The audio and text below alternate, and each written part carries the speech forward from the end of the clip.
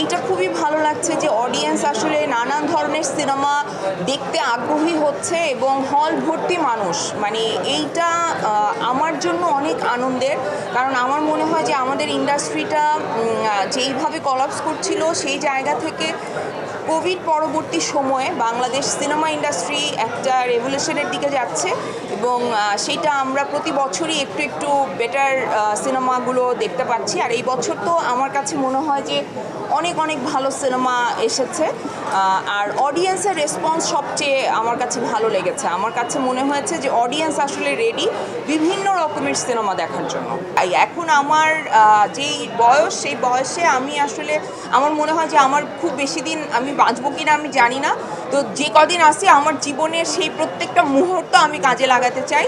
তো সেই কাজে লাগানোর মধ্যে ডেফিনেটলি একটা পার্ট হচ্ছে যে আমি আমার অভিনয়টা দিয়ে আমি আমার লাইফকে এক্সপ্লোর করতে চাই। সো বিভিন্ন ক্যারেক্টার চাই, যারা আমাকে শুনছেন, যারা আমাকে দেখছেন, তাদের কাছে আমার একটাই রিকোয়েস্ট যে আপনারা ভিন্ন ভিন্ন ক্যারেক্টার নিয়ে আমার কাছে আসেন। আমি আসলে এখন অভিনেত্রী হিসেবে নিজেকে এক্সপ্লোর করার জন্য রেডি। সো আপনারা সেই সুযোগটা দেন, দিয়ে দেখেন যে আসলে আমি কেমন করি।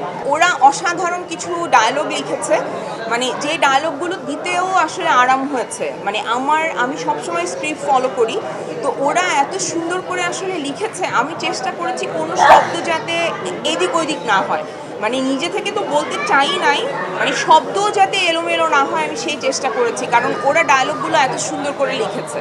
সো আপনারা হলে আসেন, মানে আপনারা হাসবেন, কান্না করবেন, আবেগে আপ্লুত হবেন, আবার একটা স্যাটিসফ্যাকশন আসবে, অনেক কিছু রিয়েলাইজেশনও আসবে আমার কাছে মনে হয়। সো আপনারা সিনেমাটা দেখেন, আপনাদের ভালো লাগবে।